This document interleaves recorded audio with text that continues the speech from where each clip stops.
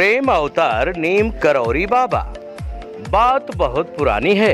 अपनी मस्ती में एक युवा योगी लक्ष्मण दास हाथ में चिमटा और कमंडल लिए फर्रुखाबाद उत्तर प्रदेश से टुंडला जा रही रेल के प्रथम श्रेणी के डिब्बे में चढ़ गया।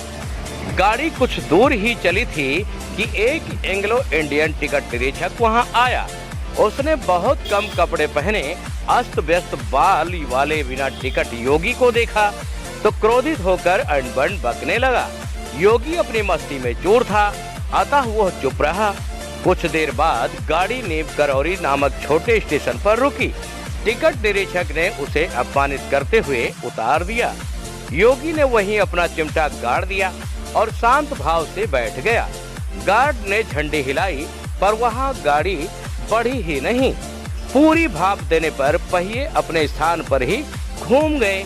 इंजन की जांच की गई तो वह एकदम ठीक था। अब तो चालक, गार्ड और टिकट निरीक्षक के माथे पर पसीना आ गया।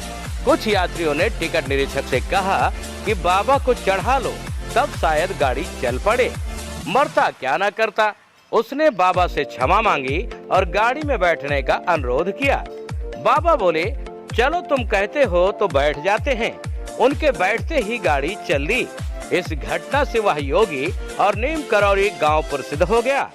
बाबा आगे चलकर कई साल तक उस गांव में रहे और नीम करौरी बाबा या बाबा नीम करौली के नाम से विख्यात हुए।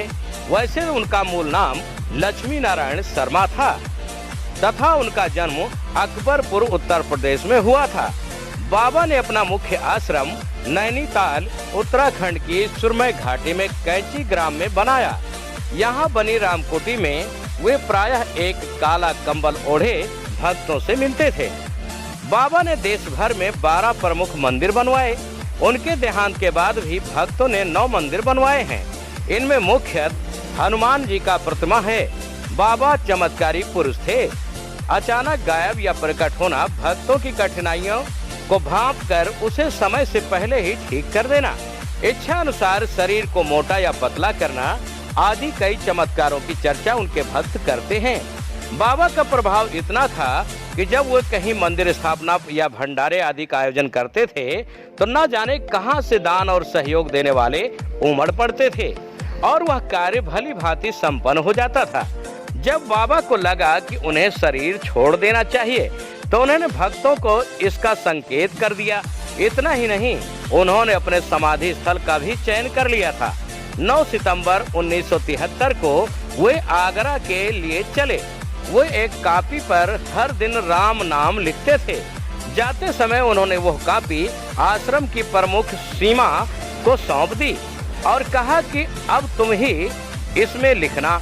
उन्होंने अपना थर्मस भी रेल से बाहर फेंक दिया। गंगा जली यह कहकर रिक्शा वाले को दे दी कि किसी वस्तु से मोह नहीं करना चाहिए। आगरा से बाबा मथुरा की गाड़ी में बैठे। मथुरा उतरते ही वे अचेत हो गए।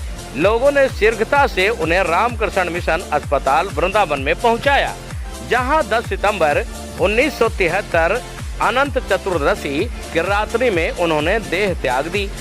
बाबा की समाधि वृंदावन में तो है ही, पर कैंची, नीम करौरी, वीरापुरम, चेन्नई और लखनऊ में भी उनके अस्थि कलशों की भी भू समाधि दी गई। उनके लाखों देशी एवं विदेशी भक्त हर दिन मंदिरों एवं समाधि स्थलों पर जाकर बाबा का अदृश्य आशीर्वाद ग्रहण करते हैं।